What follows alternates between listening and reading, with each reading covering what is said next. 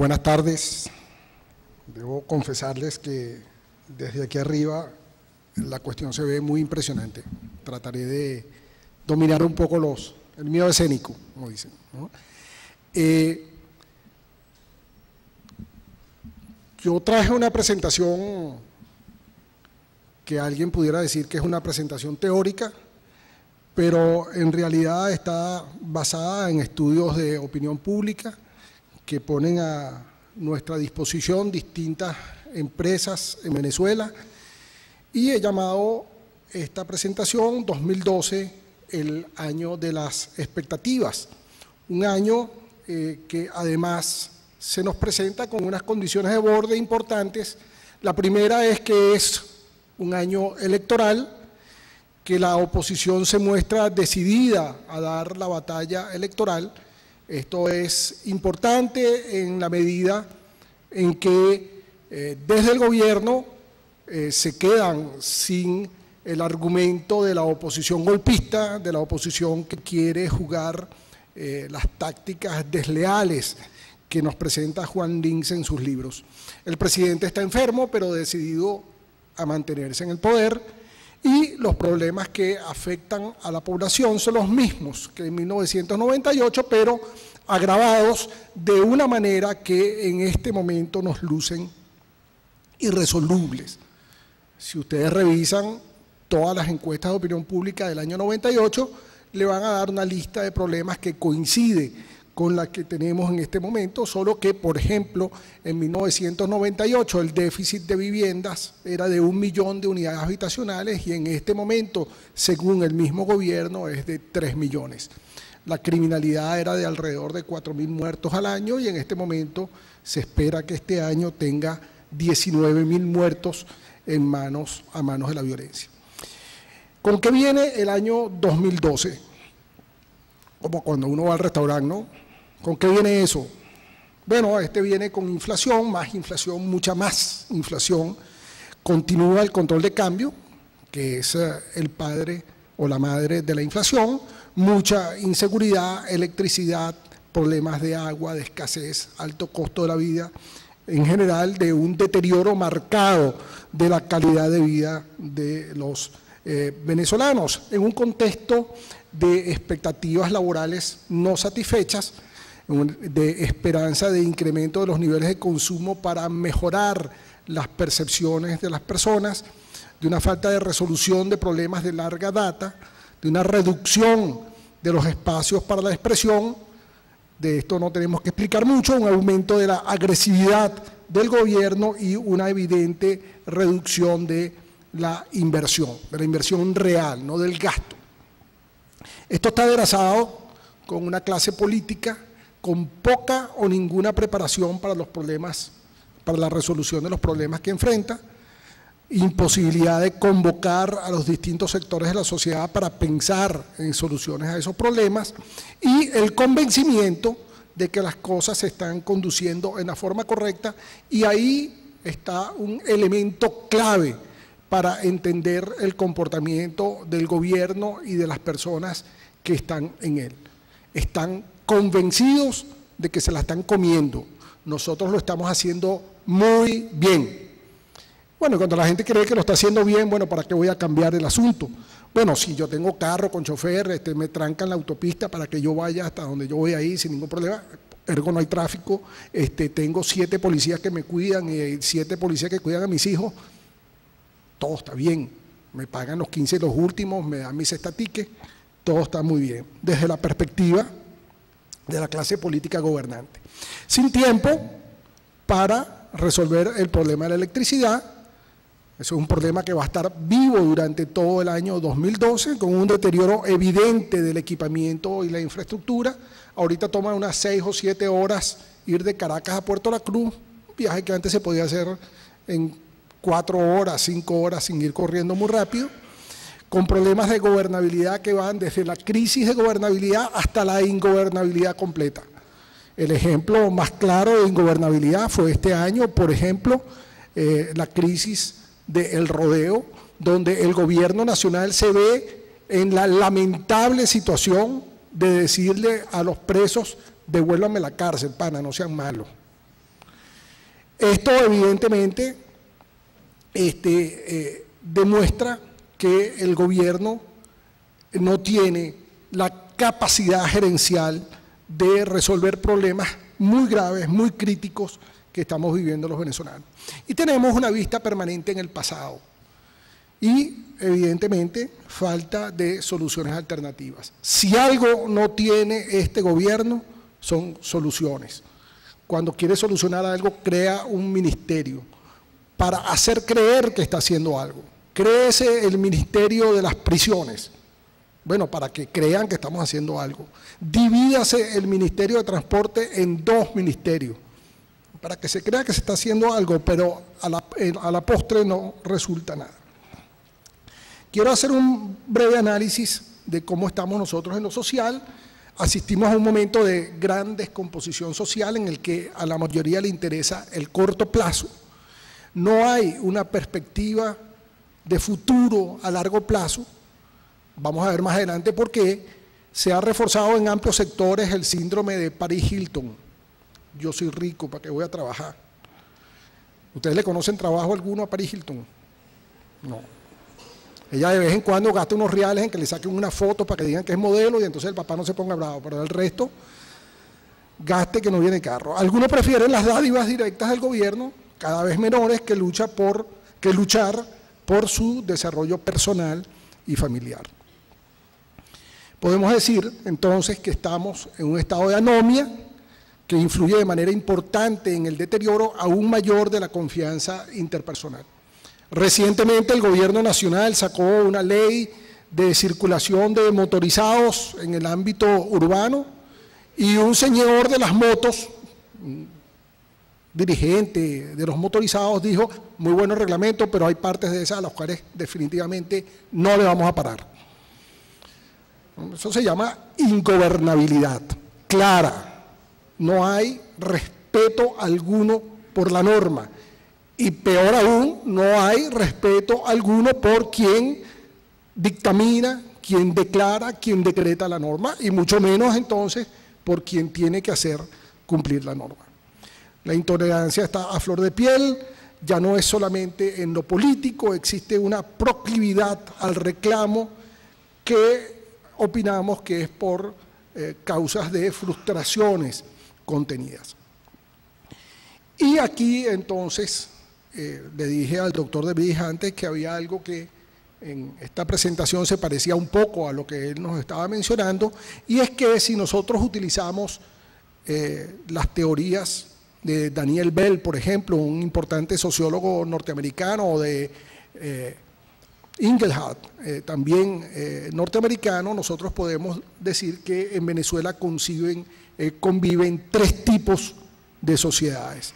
Una sociedad que llamamos los postindustriales, que es el grupo infinitesimal aquí, ¿no? Eso no representa, no llega a 1 millón de personas que valoran la innovación con alta calidad de vida, al menos en lo que tiene que ver con sus necesidades básicas. O sea, no, se levantan en la mañana, tienen agua, tienen luz, tienen y gente que se dedica a las profesiones o al emprendimiento y que tiene una visión de futuro a largo plazo. Cuando uno habla con estas personas y le dice: ¿qué vas a hacer tú? ¡Chum! El tipo se dispara 10, 15 años en el futuro. Después tenemos un grupo de personas que llamamos el grupo industrial, que lucha por superarse y lograr tener una mejor calidad de vida. Y fíjense que aquí la palabra es luchar, no trabajar. ¿Y por qué luchan y no trabajan? Bueno, luchan y no trabajan porque no tienen las capacidades con las cuales poder trabajar y porque de alguna manera tienen que construirse su realidad todos los días. Hay un día que no tengo agua y otro día no tengo luz y otro día no tengo esto, entonces estoy permanentemente en una lucha por, de alguna forma, mejorar mi calidad de vida. Le da más prioridad al trabajo que al estudio, es el que más sufre las limitaciones que tiene el país porque frustran su deseo de resolver, de superar. Y está después un gran mercado, yo me atrevería a decir que algunos 2/3 de la población, que son personas con una perspectiva de futuro muy limitada en el tiempo. Uno les pregunta: ¿y qué vas a hacer tú? Bueno, el tipo automáticamente dice: bueno, estoy esperando que llegue el 15 porque vi un aparato bien bonito ahí en el pueblo de Baruta, en el pueblo de Las Minas, vi un aparato de sonido bien chévere y me faltan 100 bolos para completar, para ir a comprar ese aparato. Ese es el futuro en el que se dispara esta gente. Expectativas muy bajas y una tendencia a conformarse con poco, con un marcado locus de control externo. Nada es mi responsabilidad, yo soy así porque, bueno, las cosas vienen así, pero no es porque yo no haga el esfuerzo. Nada es mi responsabilidad. En ese tercer grupo encontramos a la personalidad autoritaria y a sus víctimas, gente capaz de ceder libertad por protección.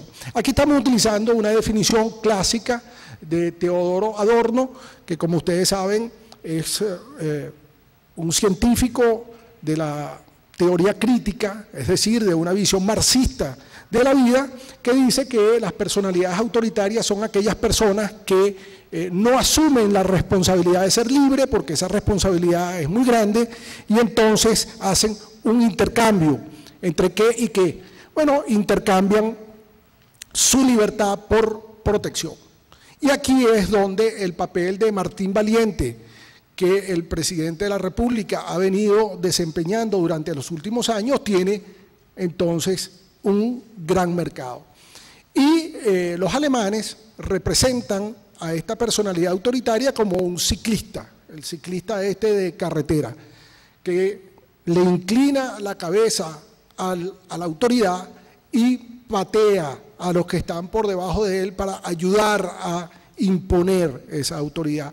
Y eso explica esta legión de personas que anda por toda Venezuela tratando de alguna manera de imponer criterios y de ver cómo se hacen dueños del sentir, dueños de cómo la gente debe votar o participar.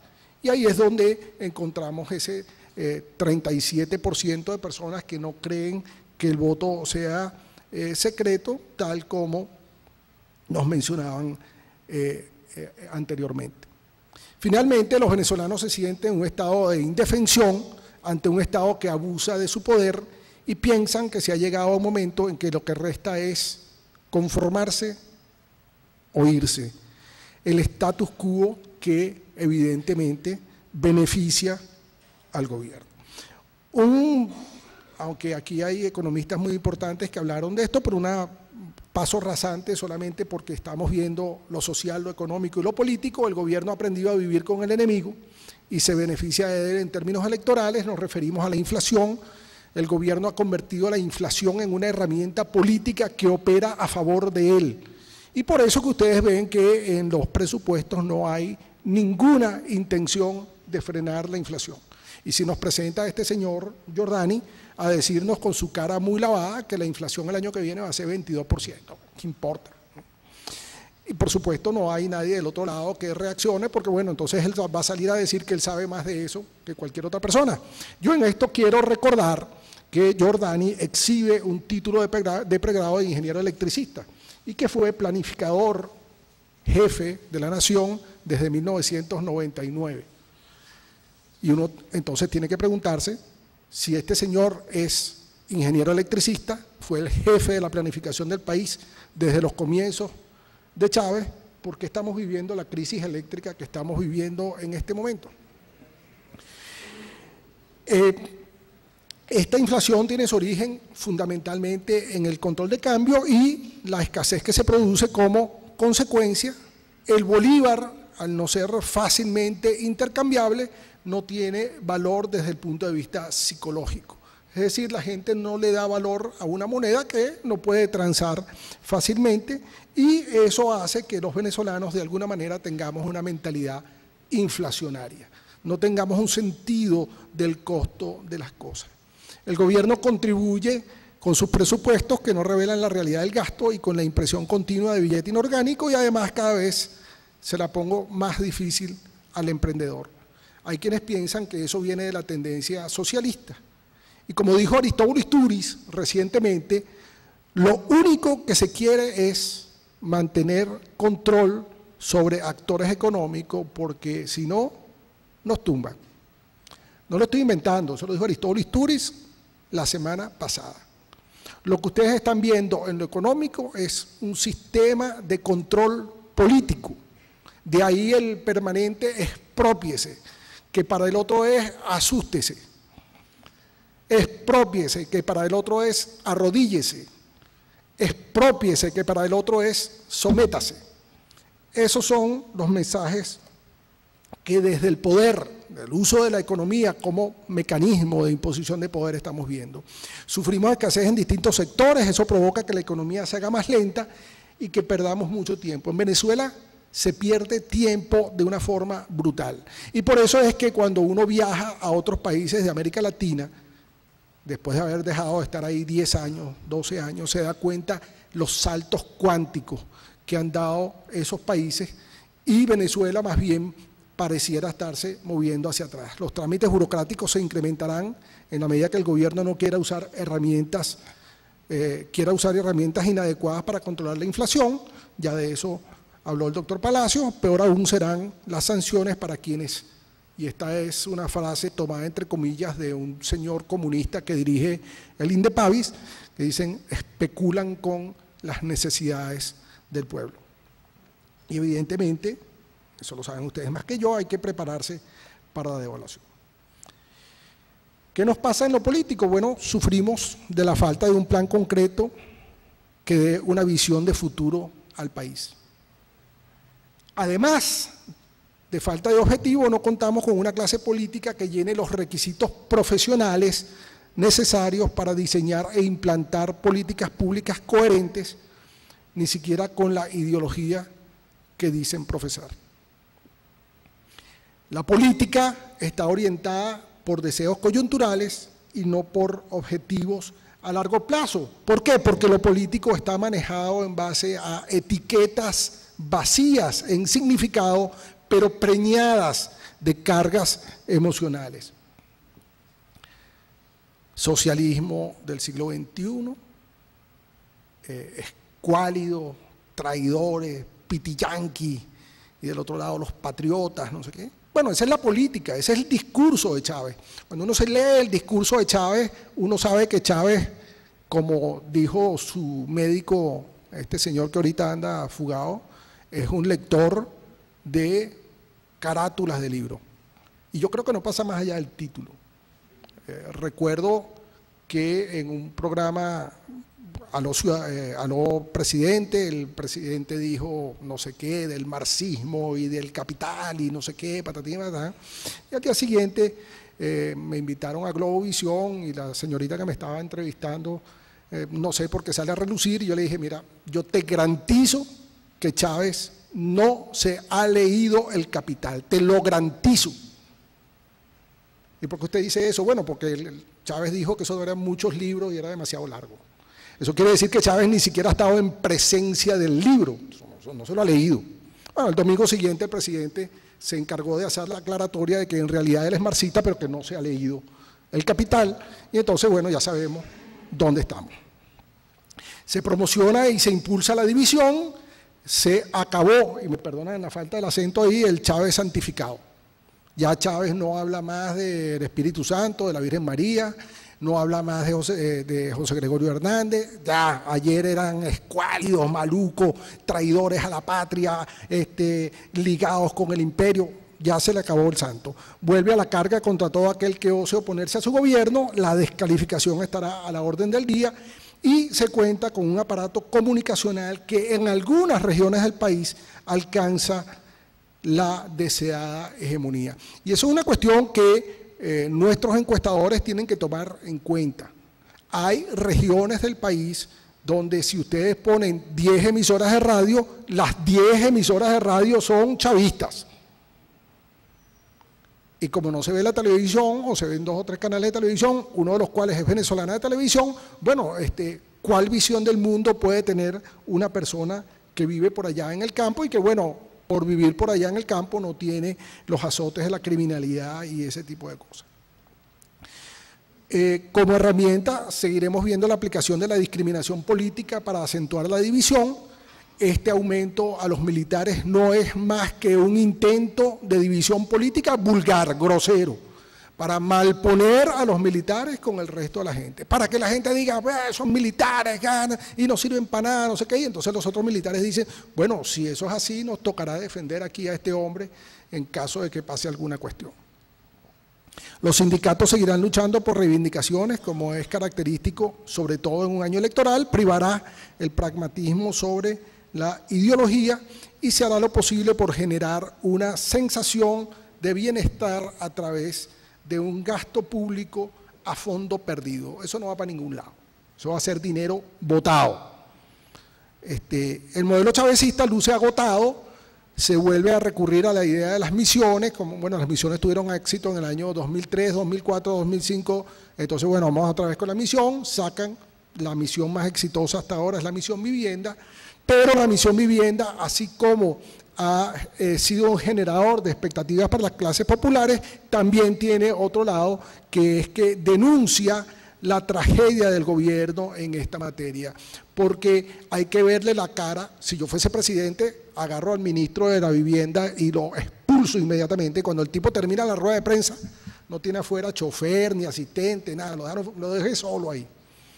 Porque cuando una persona dice que se inscribieron más de 2 millones de familias en la misión vivienda, yo básicamente estoy denunciando la incapacidad de mi gobierno frente a un tema tan delicado.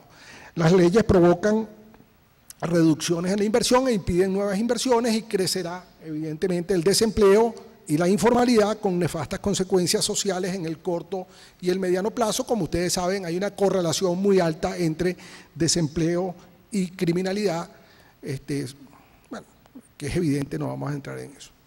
Las expropiaciones seguirán ejecutándose como mecanismo de control político y con consecuencias nefastas para la economía, ya eso lo mencioné, la amenaza al sector privado será constante, la presión sobre los medios se incrementará aún más.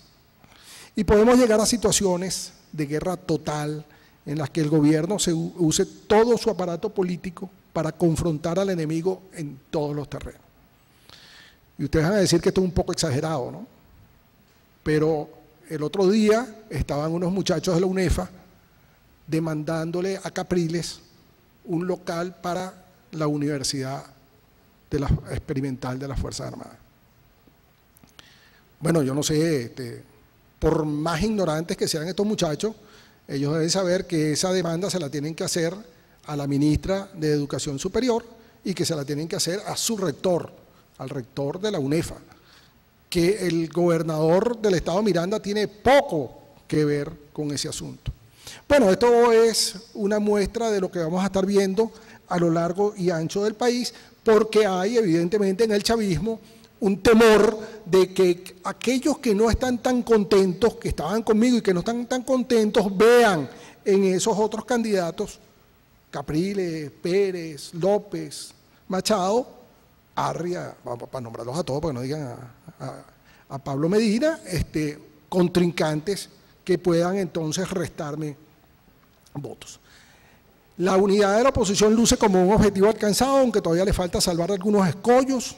La campaña electoral de la unidad va a tender a recalentarse en el afán natural de los candidatos de diferenciarse de los otros, y hay que entender que estos escarceos son parte del proceso político y que en sí mismo no significan problemas de la unidad.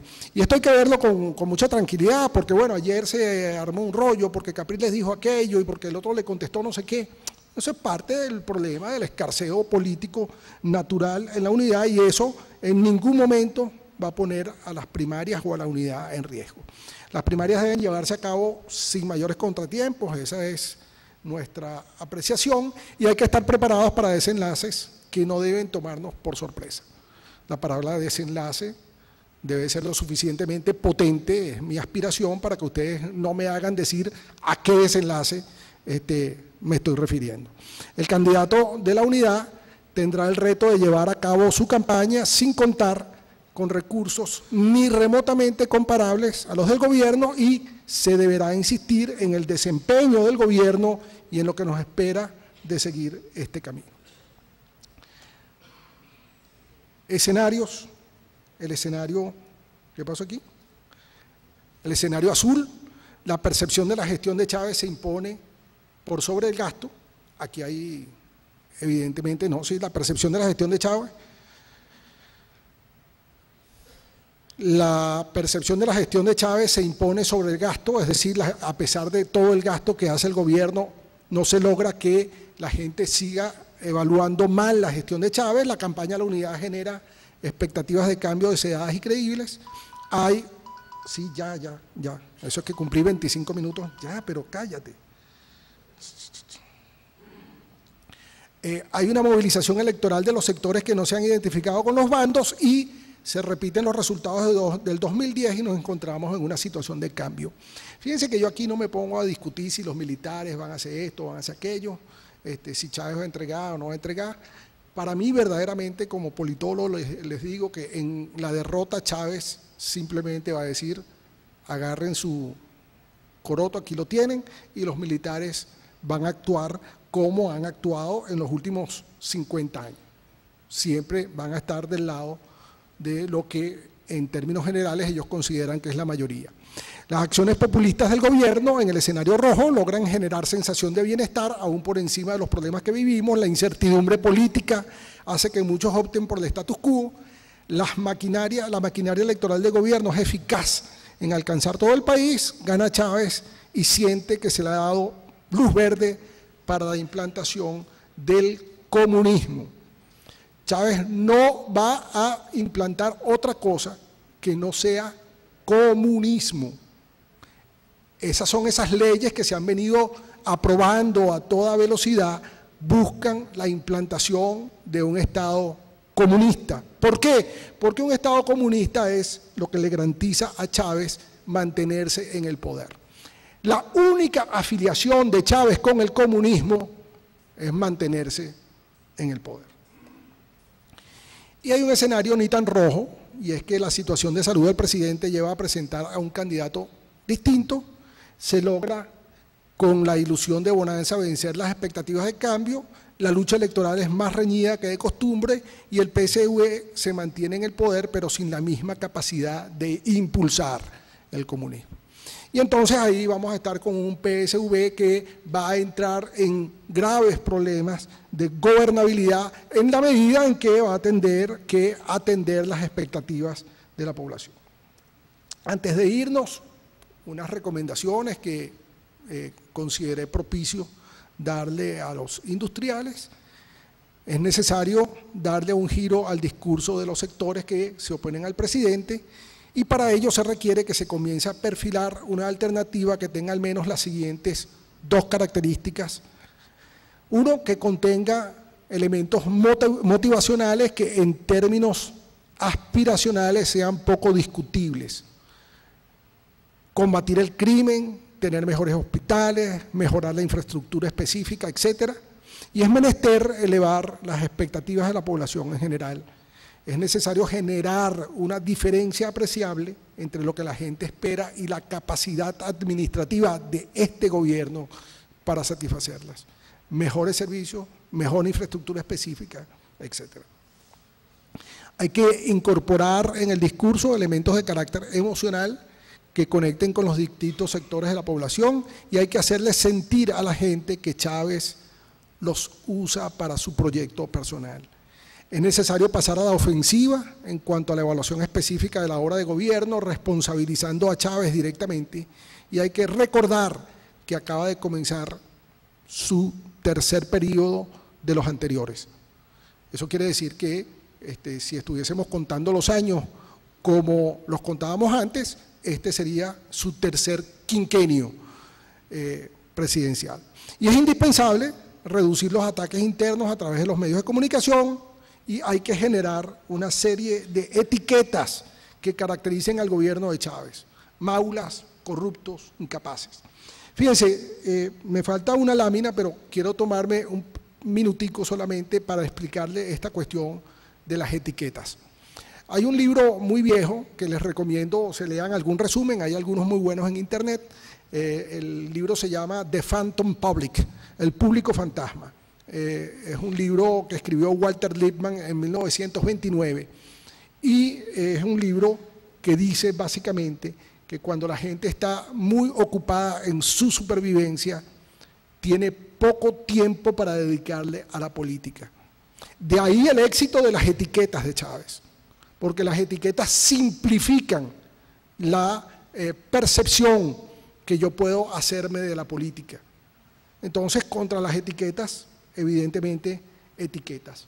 Hay que evitar descalificaciones que afecten a los seguidores del presidente en lo personal y que más bien sirven para que se mantengan más unidos a su proyecto político. Miren, nosotros tenemos un grave problema como oposición, y es que desde la oposición se ataca al chavismo, inclusive al chavismo que en este momento está arrepentido, y no se les da pista de aterrizaje. Y esa es una persona, esa explicación que hay por ahí de los independientes, de los no alineados, de los mal llamados niní, son gente que, bueno, ¿para dónde me arrimo? Si me voy para la oposición, bueno, me llaman de todas las formas posibles. Y eso tenemos que evitarlo de forma tal que nosotros podamos incrementar la cantidad de votos que necesitamos de cara a las elecciones del 2012. Hay que proyectar sentimientos de seguridad para todos, independientemente de los colores y sin decirlo, y es necesario apelar a la venezolaridad y los valores que compartimos todos. Hay que conformar grupos de estudio, hay que formar líderes comunitarios, es indispensable capitalizar las manifestaciones de descontento que a diario vemos a lo largo y ancho del país. Yo les recomiendo que revisen por ahí una página que se llama Conflicto VE, todo pegado a conflictove.org, y la unidad tiene que verse en la acción y en los símbolos. Muchas gracias.